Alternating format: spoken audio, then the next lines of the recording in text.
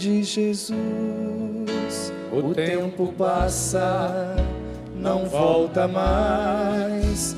Tenho saudades daquele tempo que eu te chamava de minha mãe.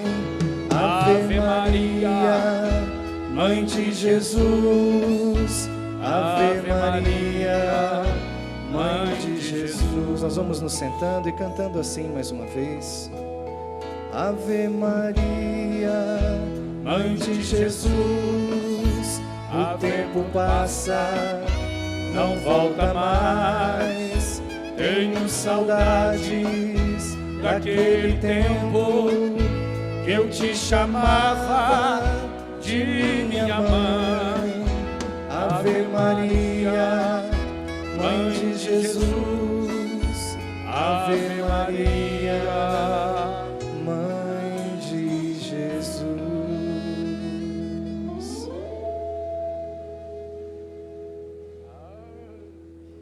São bons esses homens, não? Eclesiastes, capítulo 4, de 9 a 12. Eclesiastes,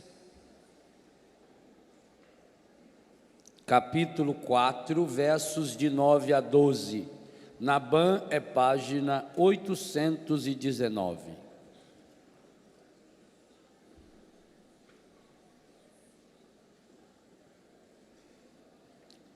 Dois homens juntos são mais felizes que um isolado, porque obterão um bom salário de seu trabalho.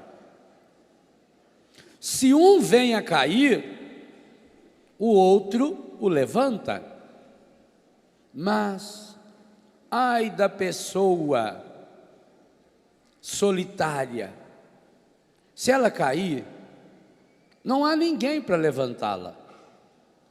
Da mesma forma, se dormem juntos, obviamente está falando em matrimônio, aquecem-se, mas um homem só, como se há de aquecer? Com edredom. Versículo 12. Se é possível dominar o homem que está sozinho, dois podem resistir ao agressor. E um cordel triplicado não se rompe facilmente. Vamos repetir essa última frase? Um cordel triplicado não se rompe facilmente. Palavra do Senhor.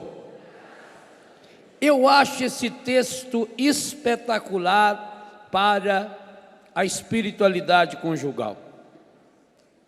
Olha a sabedoria do autor. Olha o versículo 12, como ele é progressivo. A pessoa sozinha é fraca. Um homem sozinho é dominado facilmente, se é possível dominar o homem que está sozinho. Dois, marido e mulher, podem resistir ao agressor. Um ajuda o outro. Esse agressor aqui na Bíblia é sempre um encardido. Agora, essa terceira frase eu acho estupenda. Um cordel triplicado. O que é um cordel? É uma corda. Triplicado é uma corda tripla. Formada por quem essa corda? Você, sua esposa ou seu marido e Jesus. Lembra aqui a cena? Era um cordel triplicado. O marido, a mulher e Jesus. Esse é o grande segredo. Essa é a maior necessidade, principalmente dos casais cristãos. Para isso é preciso, primeiro, se convencer de que o matrimônio é uma realidade sagrada. Não é uma invenção humana. Sabe, gente, o que é triste nesses ataques do encardido? É essa ideia de que o matrimônio é uma invenção humana e pior, que está na linha dos direitos humanos. Esse é o argumento que hoje se usa em muitos países. A Espanha acabou de aprovar e tem muitos deputados e senadores a favor da união civil homossexual. E aqui é preciso que a igreja fale de fato uma palavra muito clara, e a igreja tem uma palavra clara. A igreja não esconde o problema do homossexualismo, ou mais do que isso, da homossexualidade, não. A igreja fala que inclusive tem pessoas que têm essa tendência, isso está no catecismo da igreja, mas que a pessoa não pode dar corda. É a mesma coisa que eu falei aqui do desejo. Quantos de nós já tivemos desejo de esganar uma pessoa, mas não esganou, tanto que você está com ela aí do lado, há quanto tempo? O desejo pode vir por uma série de fatores. Em novembro nós vamos pregar um acampamento aqui, eu e o padre João Batista, sobre a cura dos traumas, englobando todos esses traumas que provocam essas dificuldades depois na vida da pessoa, e esses problemas sérios. Então a causa pode ser muita, pode ser um fator familiar, pode ser um fator genético. A igreja não entra nesse departamento, porque a igreja, ela sabe respeitar a ciência. O problema é que a ciência nem sempre sabe respeitar a igreja respeita a ciência.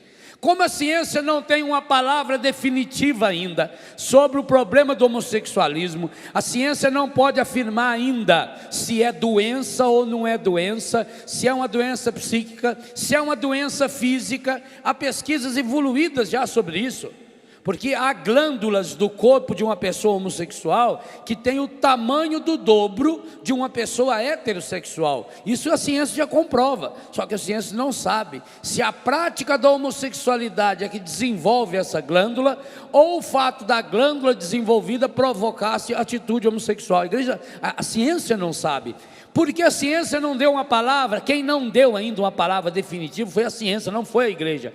A igreja, como não se intromete no campo que não lhe permite, que não lhe pertence, no caso a ciência, a igreja então não fala sobre as causas da homossexualidade. A igreja constata o fato, assume o fato, diz que deve se tratar com muita caridade a pessoa que tem esse problema, que ela é uma pessoa, independente da sua, entre aspas, porque a igreja não fala nisso, eu que estou falando, da sua preferência sexual. Agora, daí a você querer equiparar a união de dois homens ou de duas mulheres ao sacramento do matrimônio, gente, isso é uma aberração, isso é um absurdo, isso é um disparate. Poucas pessoas nesse mundo tratam tão bem os homossexuais como eu que estou falando com vocês. Tenho vários filhos que têm esse problema e que sabem que podem vir chorar no meu ombro a hora que quiser. Os trato com respeito, com dignidade. Inclusive em Betânia, isso não é obstáculo para uma pessoa se consagrar. Pode ter a tendência homossexual, pode ter a tendência ao lesbianismo e se consagra em Betânia.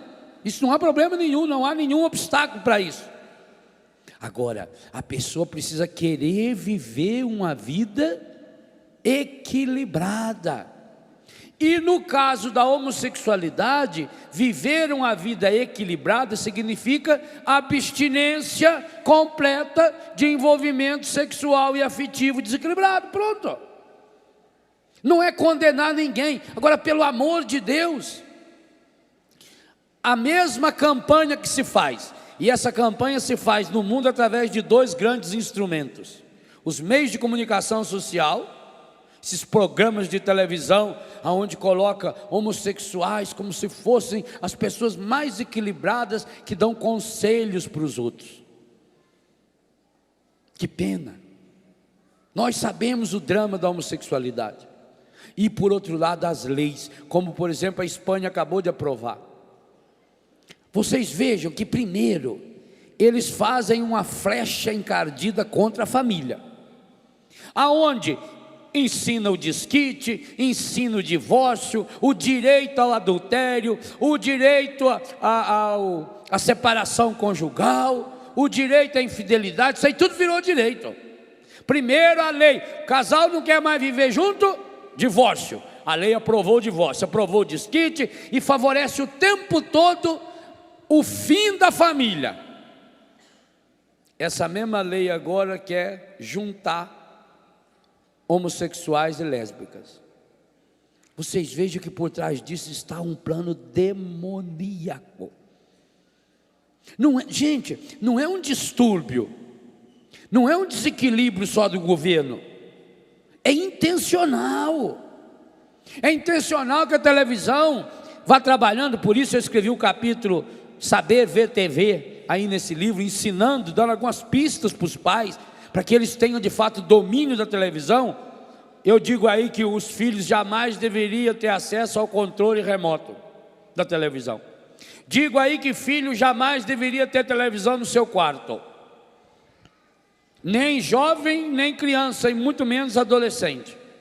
Porque primeiro que ele afasta-se da família, ele se isola lá dentro, e depois lá no quarto dele ele assiste o que ele quiser, o que ele bem entende. E fala aí que até e falo com a experiência de Betânia, o quanto os desenhos animados acabam provocando jovens drogados. Quantos desses nossos jovens drogados são filhos dos desenhos animados que assistia na infância? Porque, infelizmente, a televisão é uma babá barata. Você só paga o preço de comprar uma televisão, se tiver uma parabólica, comprar uma parabólica, e depois pagar a eletricidade. A televisão não gasta menos que uma lâmpada. Então, é barato deixar o filho lá vendo televisão. Só que eu escrevo aí, esse barato sai caro, a longo prazo. E principalmente a senhora e o senhor que trabalham fora, e que deixam uma babá cuidando do filho, uma moça, uma senhora cuidando das suas crianças. Também aqui tem que estar muito bem definido o que a criança pode assistir. Porque é claro, eu, em vez de ficar cuidando da criança, eu vou lá, ligo a televisão num desenho animado, a criança fica lá feita uma bobinha, retardadinha lá o tempo todo na frente da televisão, assistindo aquilo lá, e eu estou aqui lendo a minha fotonovela, lendo a minha revista, lendo meus livros de autoajuda. Infelizmente. E depois só não sabe por que essa criança é agressiva, por que essa criança tem desequilíbrios sexuais. Quantas dessas crianças acham bonitinho o homem ser efeminado? Porque os homens afeminados andam bem arrumadinho, eles são engraçadinhos, alguns até no jeitinho de andar, virar para cá, virar para lá, eles são bonitinhos. Para criança não tem malícia, criança não tem maldade, acho tão bonitinho. Esses homens vestidos com travesti, eles acham lindo, criança acha lindo travesti, tudo colorido. Já fizeram pesquisas do Ibope, sabe? Esses programas de televisão que mostram travesti dançando, os transformistas, que depois tira aqueles vestidão colorido e por baixo está lá só de biquíni, não sei aonde que eles enfiam tudo para ficar de biquíni daquele jeito. Ou atrofia, né? Que um dos públicos-alvo que mais adora são as crianças, porque criança é lúdica, criança acha bonita é a cor, criança acha bonito o brilho. Uma criança olhar uma mulher pelada ou de roupa não muda nada, ela acha bonito se tiver brilho, que nem a Globeleza lá que era pelada, mas cheia de brilho no corpo, né? A criança olha, ela não tem malícia, ela vê aquilo por beleza. A criança quando vê uma mocinha, uma atriz de mini saia, ela não tem malícia, ela quer colocar uma mini saia, porque ela acha bonito, porque chama atenção. Então põe lá uma sainha bem curtinha, põe uma meia toda colorida, cheia disso. Criança, ela está fazendo isso porque está achando bonito. Criança é lúdica, criança contempla. Olha, eu vejo lá em casa, a gente cria galinhas de raça, quando as crianças ficam olhando para as galinhas. Pai, que lindo, mãe. Olha, mãe, ela tem pena na cabeça. Olha, mãe, ela tem pena no pé. Olha que cor, mãe. Olha que bonito. Olha o tamaninho, mãe. Adulto não. Adulto olha e fala: vocês vendem isso aí? Vocês comem? Quanto custa? Adulto perdeu a capacidade de admirar, criança não. Criança acha bonito. Mas é tão triste ver uma menininha de 6, 7 anos de idade, de 4 anos de idade, vestida como prostituta. Faz menos mal você carregar uma criança pelada na rua, faz menos mal carregar uma menina de 6, 7 anos de idade peladinha, porque o corpo de uma criança pelada, a não ser que você seja desequilibrado, pedófilo ou alguma coisa pior ainda, para você sentir alguma atração.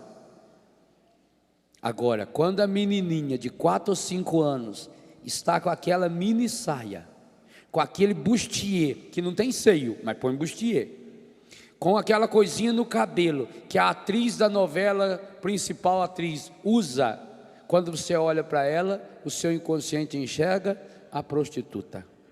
Como é triste ver uma mãe que veste, às vezes para ir na igreja, veste a sua filha de prostituta. Que pena. Amanhã ou depois ela vai cumprir aquilo lá, e vai ser aquilo que... Porque falta triplicar essa corda. Aí que eu estou falando antes e continuo agora, do ver com os olhos de Jesus.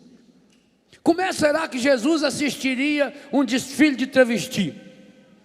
Condenaria? Não. Vinde a mim, vós que estáis cansados, sem força eu vos aliviarei.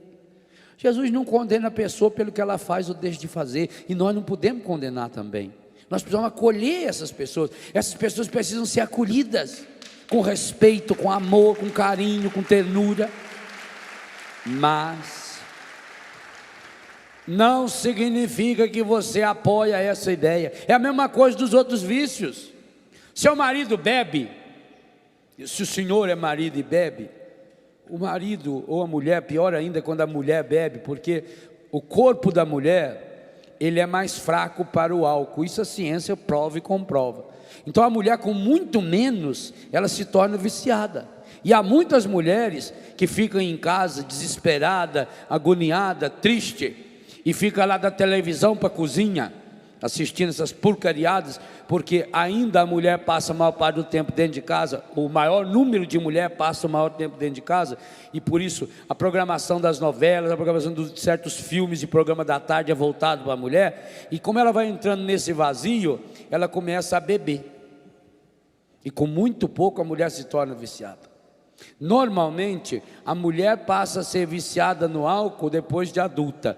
No homem hoje, estatisticamente falando, é 14 anos de idade. A idade média é que os moleques começam a beber e vão se tornar viciados mais tarde. Na mulher não, na mulher é 22, 23, 25, 30, 40, 50 anos de idade. Quantas mulheres tomaram o seu primeiro porre com 40, com 50 anos de idade?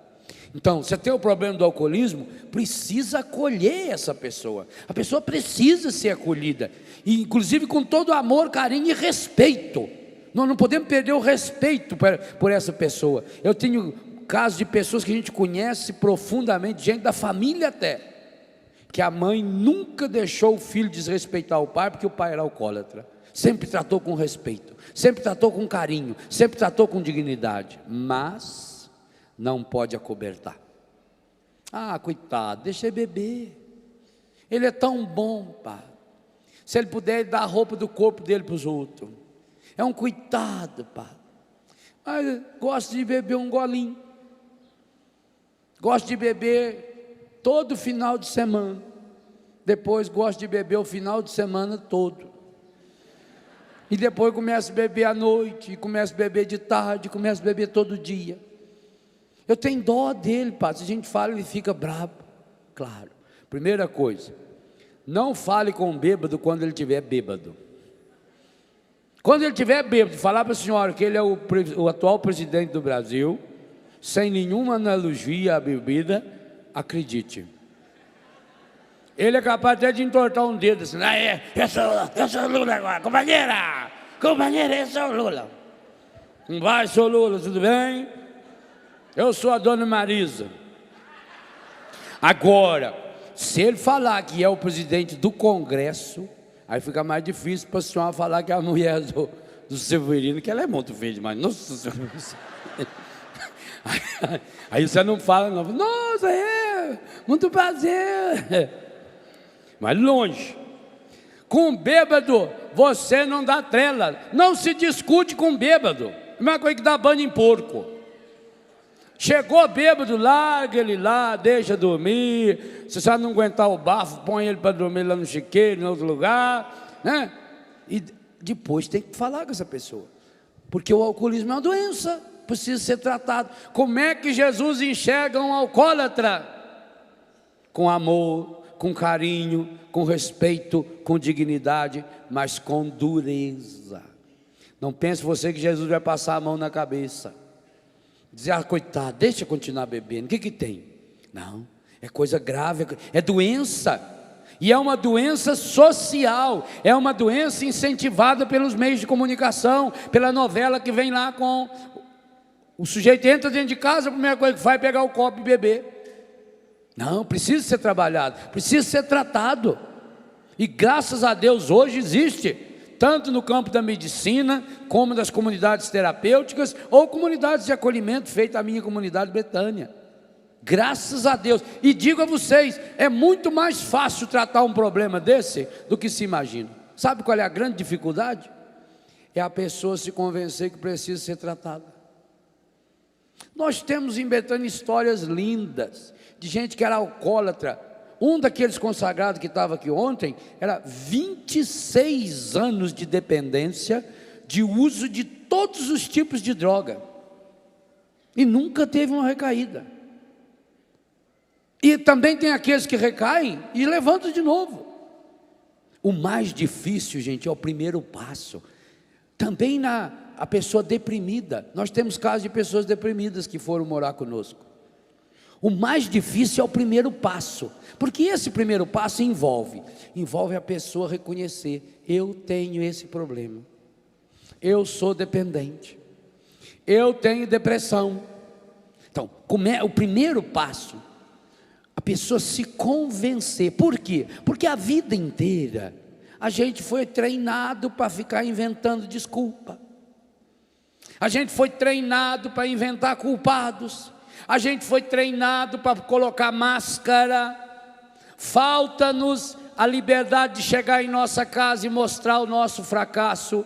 Falta-nos a liberdade de Maria e de Cleofas de caminharem e forçarem Jesus a parar na casa deles. Falta-nos olhar para, primeiro lugar, coisa mais difícil que tem na vida. Faça essa experiência com você. Não é tão difícil eu enxergar o rosto de Jesus no meu irmão, na minha irmã. Não é muito difícil. Não é muito difícil eu enxergar o rosto de Jesus no rosto drogado, prostituído, estragado, de um pobre na rua, de um doente. Olha o trabalho que faz, por exemplo, o padre Roberto da Toca. Que coisa espetacular. É maravilhoso. Não é tão difícil. A coisa mais difícil que existe. Eu queria convidar você a fazer essa experiência hoje ou amanhã, quando chegar em casa. Você olhar no espelho e ver Jesus no espelho. A coisa mais difícil que existe é a gente enxergar Jesus na gente mesmo. É muito difícil. E esse passo é fundamental, porque enquanto eu não enxergar Jesus em mim, eu não me amo. E quem não se ama, não ama ninguém. Por isso Jesus falou, amar a Deus sobre todas as coisas e ao próximo como a si mesmo. E na outra passagem ele altera o como a si mesmo. Como eu vos tenho amado, assim também deveis amar-vos uns aos outros. Por que Jesus faz essa mudança na lei do Antigo Testamento? Que é o primeiro e o segundo mandamento. Jesus mudou porque muitas e muitas vezes você não se ama. Sabe por que você não ama sua mulher, não ama seu marido, não ama seu pai, não ama seu filho? Porque você não se ama. Escreva um capítulo especial sobre isso. Quem ama, cuida. Você não se cuida. Você come fora de hora, errado. Você chega em casa de noite, come comida gordurosa. O médico já falou que você está com um problema sério. Falou que você não pode comer doce. Quando não tem ninguém, você vai lá e assalta a geladeira. Está enganando quem? Assim. Você não se ama. O maior problema meu e seu, por que a gente precisa de cura interior? Por que Deus está me dando esse ministério há muitos anos de trabalhar com cura interior? O maior cobaia da cura interior que eu escrevo nos meus livros sou eu, porque eu vou percebendo o quanto eu não me amo ainda. Eu gosto de mim, é diferente, me acho uma simpatia às vezes, tem hora que eu me acho um horror. Tem hora que se eu pudesse eu enfiava a mão na minha própria cara. Não faço isso porque dói, senão faria. Mas não me ama ainda. Porque quem ama, cuida. Quem ama, vai tirando aquilo que não presta. Quem ama se assume. Porque a gente não se ama, a gente come fora de hora, a gente bebe o que não devia, a gente fuma. Uma pessoa que fuma não se ama. Eu sei que é duro falar isso, porque eu fui fumante durante não sei quantos anos. Fui besta até não poder mais. A pessoa não se ama. Como é que, se está escrito no maço de cigarro, esses dias eu vi uma foto no maço de cigarro, misericórdia, não sei como é que autorizaram para uma foto daquela. Um homem com um toquinho de perna aqui, e aqui cortado aqui assim. Doença do cigarro. A única doença, aliás, o mês passado foi o dia 31 de maio, foi o dia mundial de combate ao tabaco, anti-tabaco. A Organização Mundial da Saúde somou no mundo as mortes que acontecem em consequência da AIDS, do câncer, do derrame, doenças cardíacas e mais uma outra lá. Todas elas juntas dá menos gente do que vítima do cigarro. Só no Brasil, esse ano, o Ministério da Saúde calcula que vão morrer 200 mil pessoas em consequência do cigarro. 200 mil pessoas. Cada cigarro tem 4.720 substâncias químicas, das quais pelo menos umas 40 cancerígenas. Inclusive o produto que uso para fazer água de bateria para pôr no carro tem dentro do cigarro. 4.720 substâncias químicas. A maconha é 6 vezes pior do que o cigarro. 6 vezes pior. Isso é a ciência que afirma. Isso que eu estou falando para vocês é ciência, não é fé não. Como é que uma pessoa que vê no maço de cigarro um desenho daquele, que vê uma criança toda deformada que aparece no maço de cigarro, que sabe que o cigarro dá câncer, que sabe que o cigarro causa impotência sexual, que sabe que o cigarro acaba com os dentes da pessoa, como é que ela continua fumando? Porque não se ama. Então nós não podemos condenar essa pessoa, porque a pessoa no fundo vem e fala para mim, eu também não sei, porque eu também não me amo ainda como deveria. Padre, como eu vou fazer para me amar? Só tem um jeito. Quando eu olhar no espelho eu tenho que enxergar Jesus. E para nós católicos isso não é muito difícil, porque nós comungamos. Jesus disse: o que fizer ao menor dos meus irmãos é para mim. Isso vale para você também. Na hora que você comunga, que Jesus entra dentro de você, o seu corpo inteiro se transforma no corpo, sangue, alma e divindade de nosso Senhor Jesus Cristo. A ciência diz que o seu organismo, o seu coração leva 1 minuto para fazer um pouquinho daquela hóstia percorrer os 94 mil quilômetros de sangue que percorre no seu corpo, os capilares, as veias, as artérias, numa velocidade espetacular de 5.560.000 quilômetros por hora.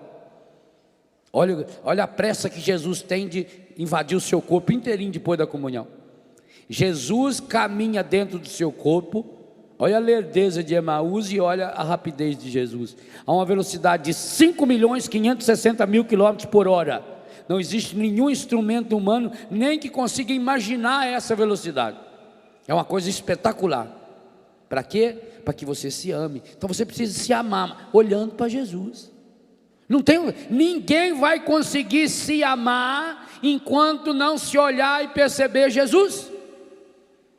É uma pena que a gente não leve Jesus para as pessoas. É uma pena que muito marido e mulher não levam Jesus um para o outro. É uma pena que casais não levem Jesus para os seus filhos, porque quem não conhece Jesus não ama. Vocês não veem o que as pessoas são capazes de fazer em nome de Deus, porque não conhecem Jesus? Quantas dessas religiões, gente, quando você vê na televisão, por exemplo, você fala, meu Deus, que fé tem essa pessoa, que é capaz de amarrar uma bomba no corpo. Vocês imaginam a fé que tinha aqueles pilotos que conduziram um avião, que jogou contra o World Trade Center, vai fazer 4 anos em setembro? Você teria essa coragem? Eu não tenho.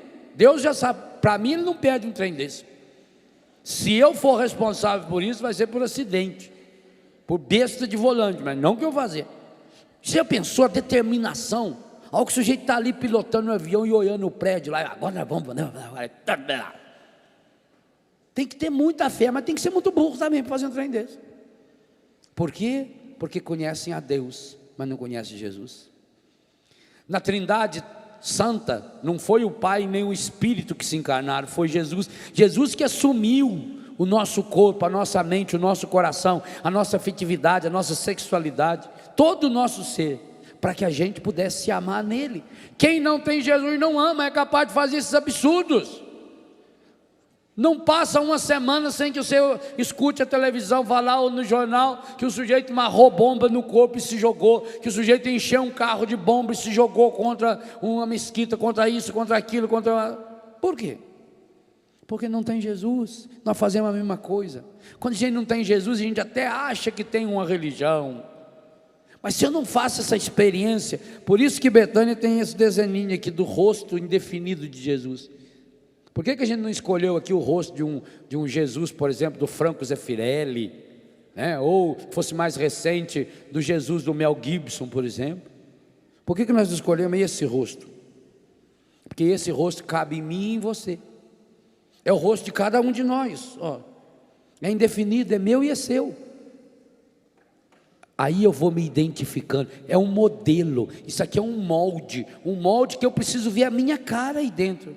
Agora, não é difícil, estou falando por mim, Padre Léo, não é difícil eu me enxergar como Jesus, eu enxergar Jesus em mim, por exemplo, nos retiros em Betânia, onde aos sábados eu vou atender as confissões, e às vezes até meia-noite, 1h, quando eu olho para uma pessoa que veio chorando, com aquela lista de pecados, deita-se no meu colo, e eu abraço, eu dou um beijo, e depois eu digo, eu te absolvo dos seus pecados, em nome do Pai, do Filho e do Espírito Santo. Ali eu me vejo Jesus direitinho. Eu me vejo Jesus com muita facilidade, quando eu estou celebrando a Eucaristia, na hora que eu tomo a hóstia consagrada, falo, tomai e comei, isso é o meu corpo. Ali eu me vejo com Jesus, ali eu vejo Jesus em mim. Mas, como eu vejo Jesus em mim, na hora dos meus fracassos, na hora dos meus pecados, quando eu dou as minhas bolas fora, quando eu caio ou recaio, quando eu não vivo a caridade, quando eu sou impuro. Gente, como é difícil a gente se pegar no colo. Por isso que eu disse, às vezes não é difícil você pegar um menino, uma menina caído da rua e ver Jesus, mas ver Jesus em você, sabe, na hora das suas derrotas, na hora do seu Emaús, na hora que você está voltando para a sua vida. Quantas vezes eu já chorei no meu quarto, na minha capela, com os meus cachorrinhos. Quantas vezes eu já tive que parar o meu carro na beira da estrada para chorar, porque eu não tinha condição de continuar dirigindo, eu ia bater o carro, por não conseguir me acolher. A minha, eu não conseguia, olhava para mim e não enxergava nenhum resquício de Jesus em mim. Parece que eu estava até tomado já pelo encardido. Por isso vem a tristeza, vem a angústia, vem a irritação, vem a indelicadeza. E eu acredito que isso acontece com você também.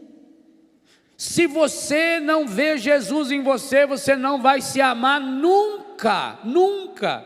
Você vai gostar de você ou não vai gostar de você, gosto ou desgosto, mas não ama.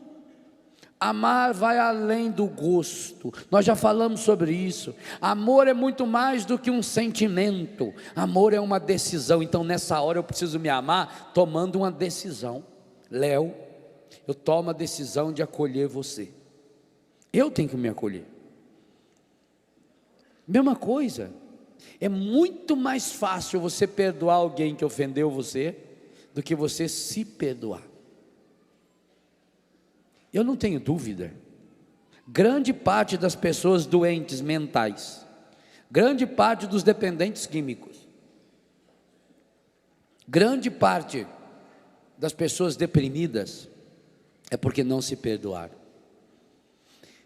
Não se perdoaram porque não se amaram. Então você vê aquela pessoa cabisbaixa e só punindo-se. Sabe quando a pessoa fica batendo a cabeça na parede? Mais ou menos isso que a gente faz. Oh, por que eu fiz isso? Eu não devia ter feito, eu não devia ter falado isso, eu não devia, porque quando eu era pequeno eu fiz isso, eu fiz aquilo, eu não devia, onde eu vou, aquilo eu vou remoendo na minha cabeça. É um autismo, eu vou remoendo, eu vou conduzindo aqui para dentro, e vou me apertando, e vou me punindo. Quantos aqui comem demais por autopunição? Bebem por autopunição, se drogam por autopunição, se prostituem por autopunição. Quantos? Porque não se amou. Quem não se ama não se perdoa.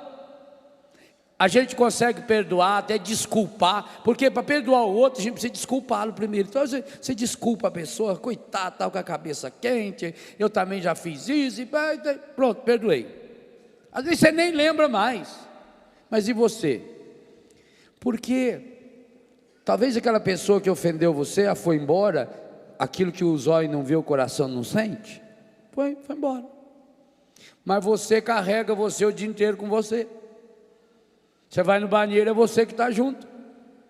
Você vai tomar banho, é você que está junto. Você vai rezar, é você com você mesmo. Então quando uma pessoa tem o seu coração marcado pela ofensa a si mesmo, e não se perdoou ainda, como é que ela vai se amar? Pois ela está o tempo todo remoendo. Ela olha para uma coisa, ela lembra do erro que fez. Meu irmão, minha irmã, em nome de Jesus, por causa dele, perdoe você. Se perdoe.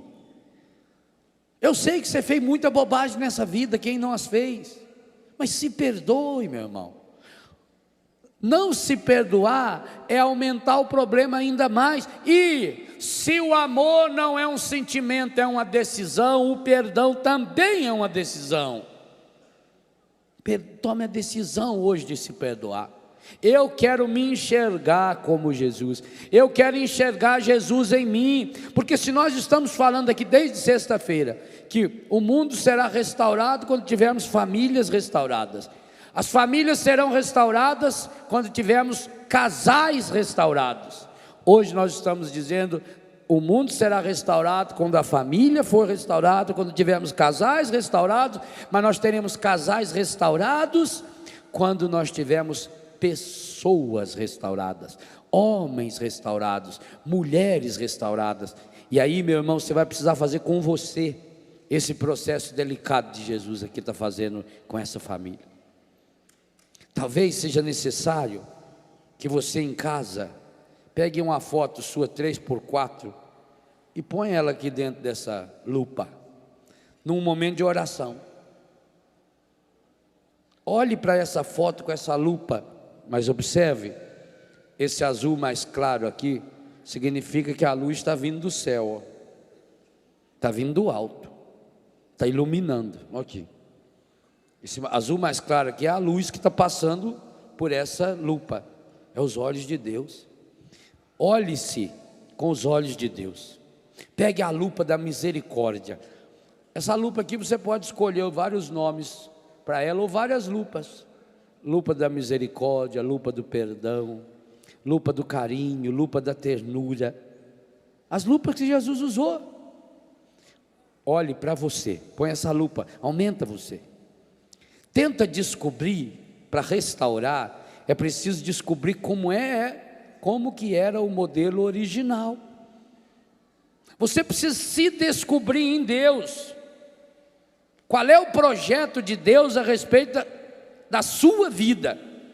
Qual é o projeto de Deus a respeito da sua história? Como é a foto original que Deus tem de você? É em Deus que você vai buscar. Porque se você vai buscar do encardido, se você vai buscar do mundo,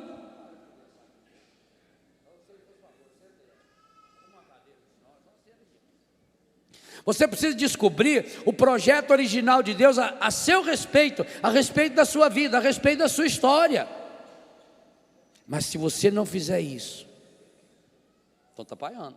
Se você não fizer isso na presença de Jesus, com os olhos de Jesus, meu irmão, minha irmã, nunca você vai conseguir, porque na hora que você pegar a lupa, como você está sendo orientado pelo encardido, pelas coisas do mundão, na hora que você olhar para você, você já vai ver um defeitozinho, e aí vai começar todo o processo. É a mesma coisa se você der uma metralhadora na mão de uma criança. Ela pode fazer um estrago violento. Ela pode não fazer nada. Ela pode brincar com essa metralhadora carregada e não acontecer nada. Quantas vezes você vê uma criança, por isso não deve ter arma em casa, uma criança brincando com uma arma, meu Deus do céu, olha, faltou isso para morrer. Mas pode ser que ela faça um estrago e mata 10. A mesma coisa faz você quando pega essa lupa e olha para você sem ser iluminado. Essa luz aqui ficou espetacular, o azul claro, olha, sem ser iluminado. Por isso que você vê que o rosto dessa família é um rosto alegre, iluminado pela luz de Deus, que é o Espírito Santo, iluminado porque os seus olhos se abriram. Nós estamos com os olhos fechados, e aí nós aprendemos a fazer aquilo. Pense na manhã de ontem, do joio e do trigo, e se você veio hoje, escute o CD, a fita, com essa pregação do joio e do trigo. As duas pregações ontem foi sobre esse tema. O final diz: então vai recolher o trigo no meu celeiro. Ou seja, guarda só o que presta de você. Não fica guardando o que não presta de você. Você tem joio na sua vida? Tem, eu tenho na minha. Nossa Senhora, eu sou um dos maiores produtores de joio para mim mesmo do mundo. Eu tenho um monte de joio na minha vida. Eu estou aprendendo a duras penas. Não sei quantos meses ou anos me resta ainda para aprender, mas estou enfaixando esses joios dos meus defeitos. Inclusive alguns deles, Deus está me dando a graça de usá-los como combustível para manter a minha comunidade. Não fosse os joios que eu tenho, eu não teria escrito tanto livro até hoje. É baseado nos meus joios, que eu vou aprendendo a juntar. Claro, tem dia que a gente desanima, que a gente passa um dia inteiro juntando joio, quando chega de noite, olha, ainda tem um monte lá, e aquele joio rindo para a gente. É duro, eu sei que é, mas tem que juntar. Então primeiro eu tenho que juntar os meus joios, meu defeito, e amarrá-los, fazer os manojos, passa a imbira neles, para usar na hora certa. Eu não vou espalhar. Assim você precisa fazer com você. Tem coisas negativas na sua vida? Tem.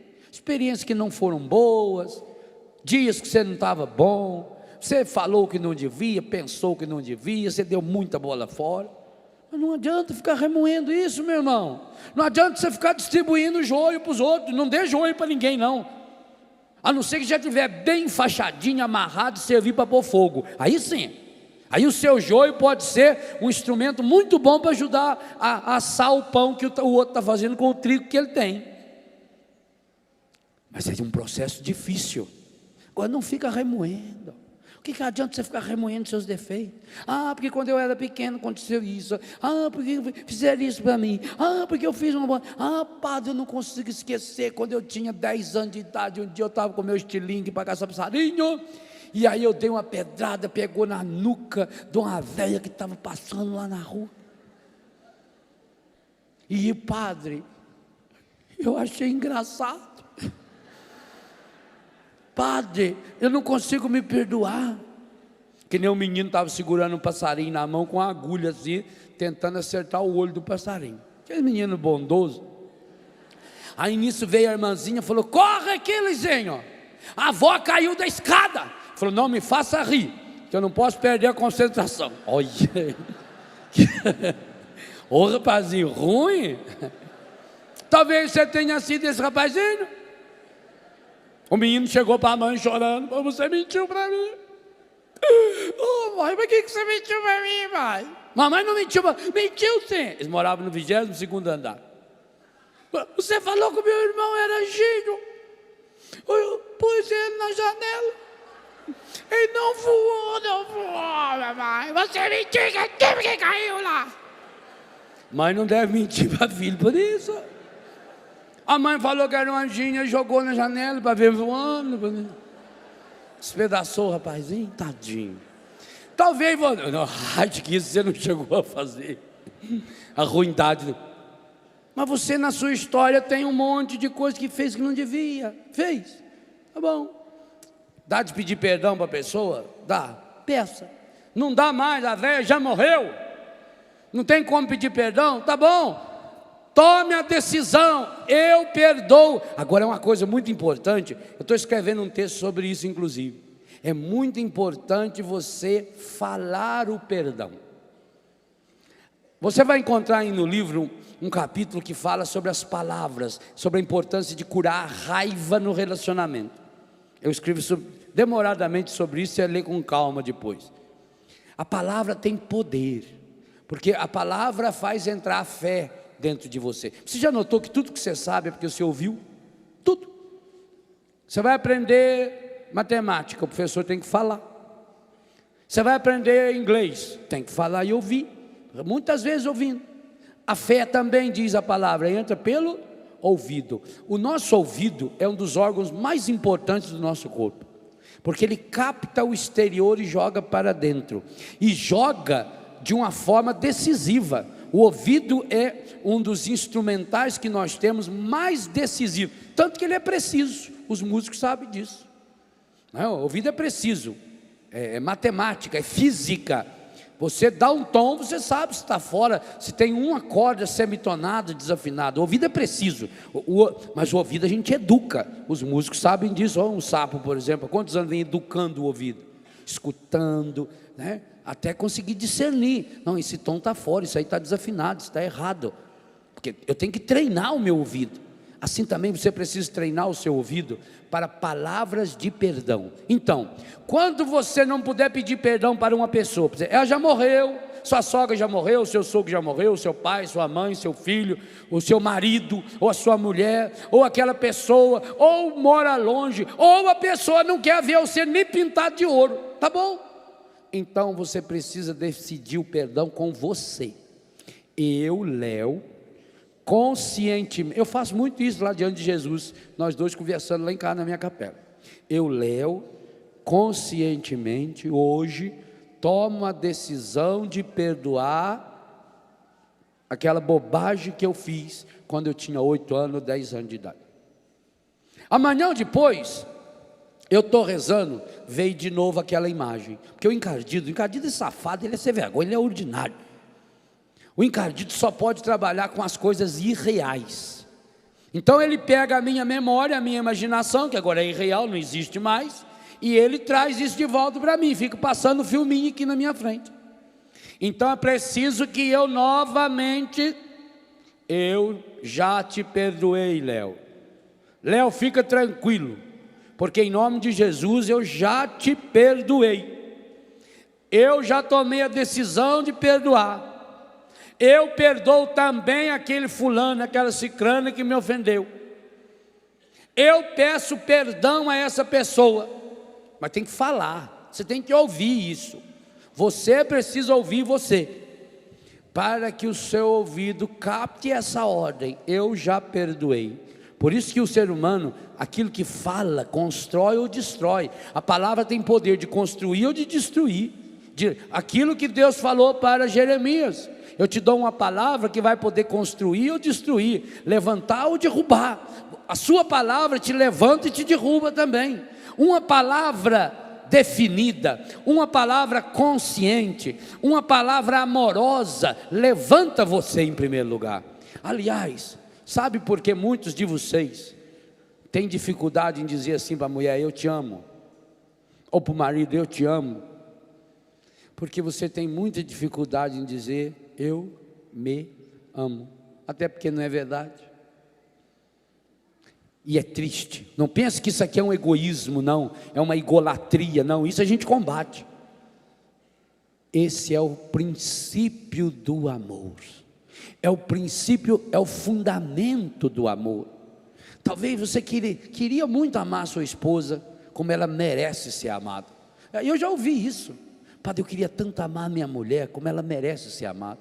Padre, a minha mulher é uma pessoa maravilhosa. O senhor precisa conhecê-la. De uma docilidade, de uma capacidade de doação.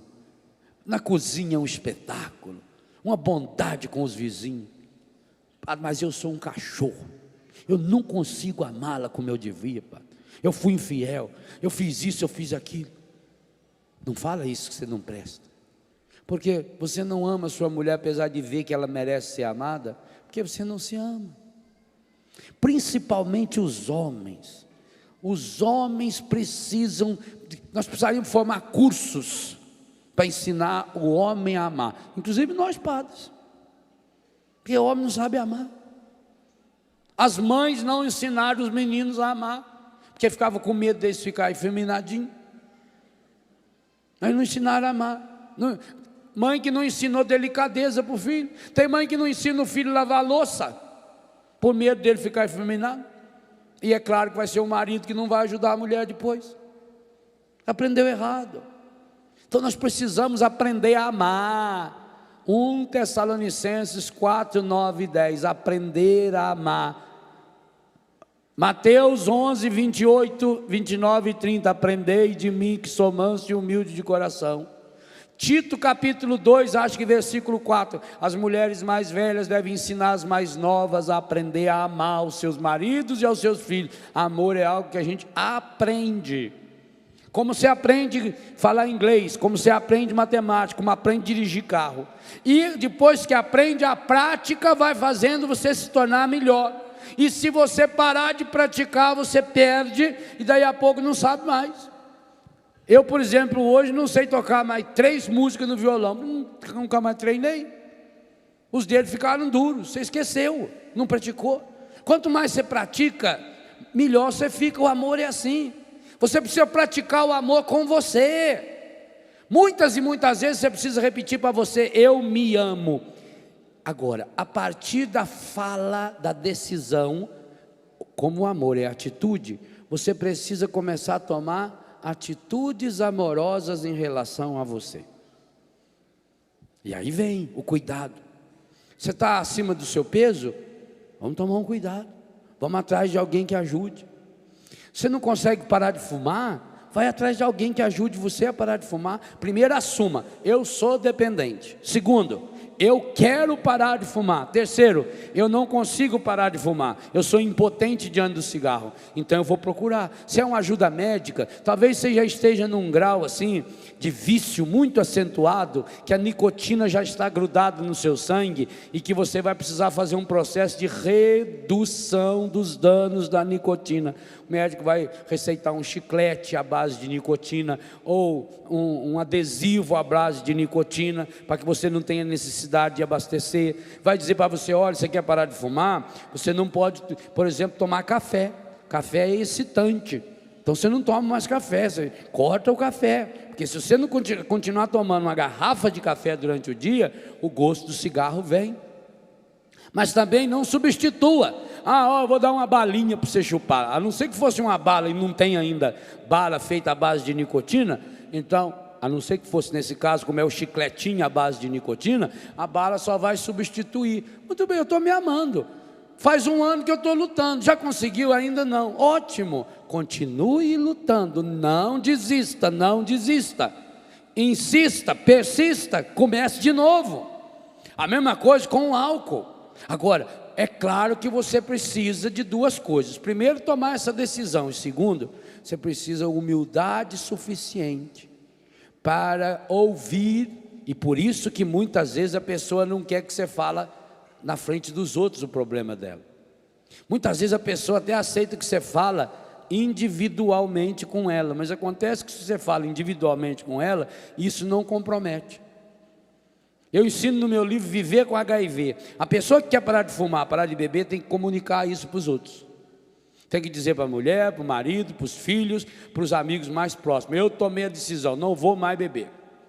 Eu tomei a decisão, não vou fumar mais. E conta isso para as pessoas próximas a você, porque aí elas vão ajudar você. Por isso que tem gente que não gosta que você fala em público sobre isso, porque falar em público compromete. Aí dá direito para o outro cobrar.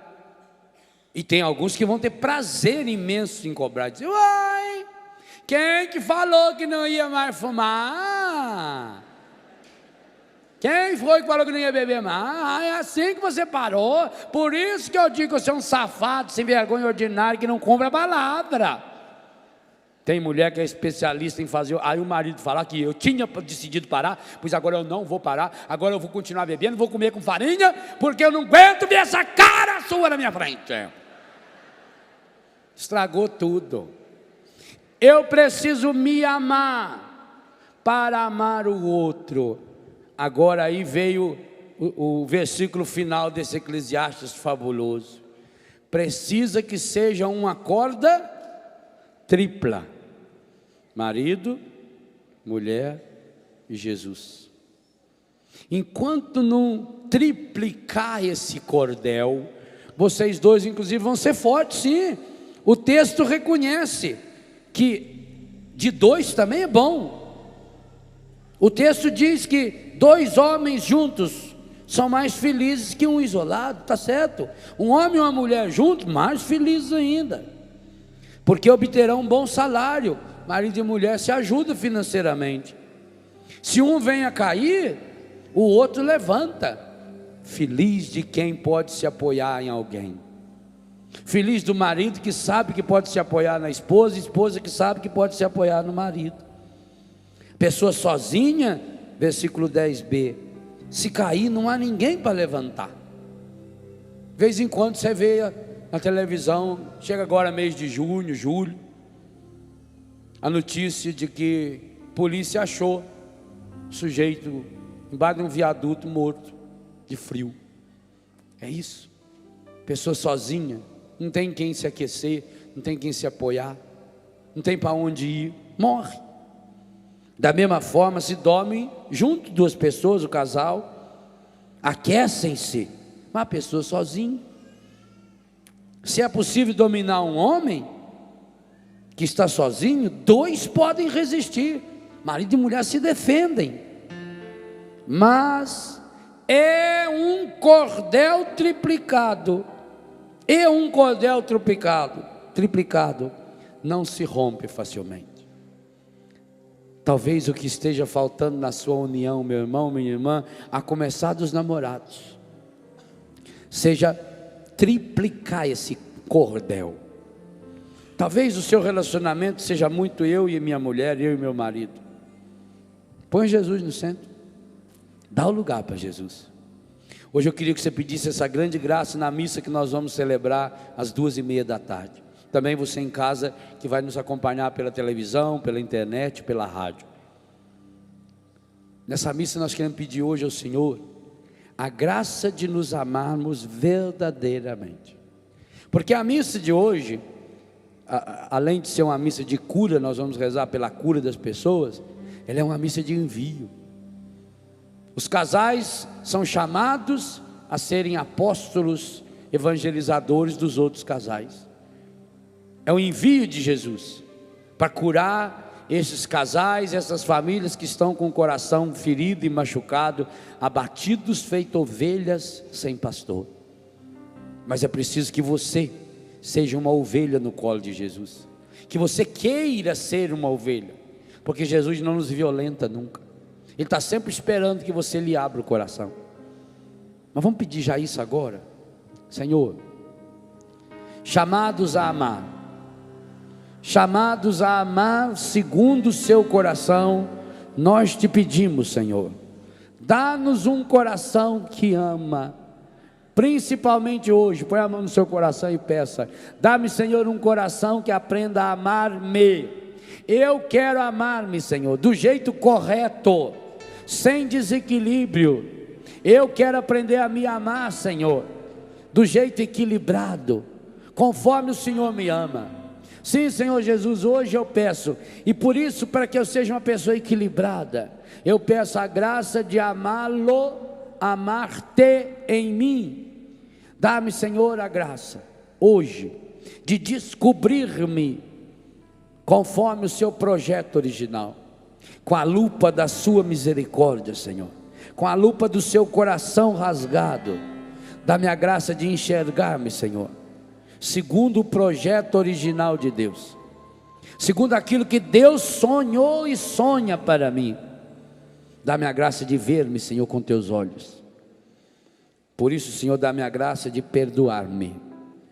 Hoje eu tomo, Jesus, a decisão de perdoar-me de todas as bobagens, os estragos e os pecados que eu já fiz em minha vida, porque eu quero perdoar, Senhor, meu esposo, minha esposa, meus filhos, meus pais. Senhor, eu quero ser semente de restauração da minha família. Por isso, restaura-me, Senhor, com tua graça. Faz-me, Senhor, um homem, uma mulher novos, restaurados na sua graça. Liberta, Senhor, daquilo que um dia o mundo me estragou.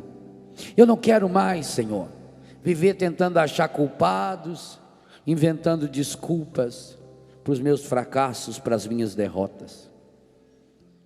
Eu não quero mais viver, Senhor, achando muletas, desculpas. Hoje, Senhor, eu tomo consciência de que sozinho eu sou muito fraco, de que sozinho facilmente eu sou derrotado, de que sozinho facilmente eu estou amarrado no pecado. Hoje, Senhor, eu quero me unir a essa pessoa que o Senhor colocou em minha vida. E você, marido e mulher, explicitamente diga o nome dessa pessoa para Jesus. Mas eu quero, Senhor, que de fato a partir de hoje o Senhor ocupe o centro do meu relacionamento. Também vocês, namorados, podem e devem fazer esse pedido a Jesus. Assuma, Senhor Jesus, o centro do nosso namoro. Jesus, assuma a presidência da mesa no nosso noivado. Senhor Jesus, esteja na cabeceira da mesa da nossa casa. Abençoe, Senhor, aquilo que nós comemos, temos, fazemos e produzimos, com a sua graça, Senhor. Transforme em Eucaristia, Jesus.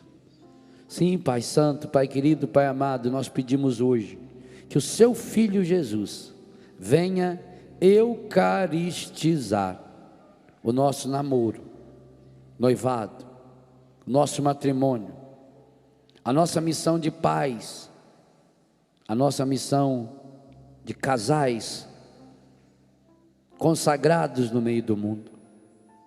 Ó Pai Santo, põe o coração do seu Filho Jesus hoje no nosso coração. Dá-nos a graça de amar, amar-nos, para poder amarmos aqueles e aquelas que o Senhor colocou em nosso caminho. Derramai, Senhor, a sua bênção de amor, de perdão, de restauração, de cura, de libertação. Eu quero viver, Senhor, a minha vocação de ser família restaurada.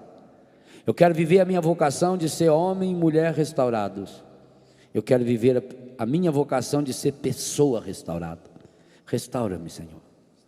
Põe a mão no seu coração e peça: Senhor, ponha hoje no meu coração a graça de amá-lo, amar-me, perdoar-me, para que eu possa amar e perdoar as pessoas com as quais eu convivo, para que eu possa amar verdadeiramente a Deus sobre todas as coisas. Dá-me essa graça, Senhor. Cura o meu coração, Senhor, dos estragos, dos joios que eu deixei nascendo aqui dentro, que eu não tive a coragem de enfaixá-los. Dá-me a graça de purificar meu coração, Senhor, de todo o meu pecado, de toda a minha impureza, de toda a minha infidelidade. Dá-me a graça, Senhor, de ser uma pessoa nova, renovada, restaurada, liberta, Senhor. Mergulha-me na tua graça, Senhor.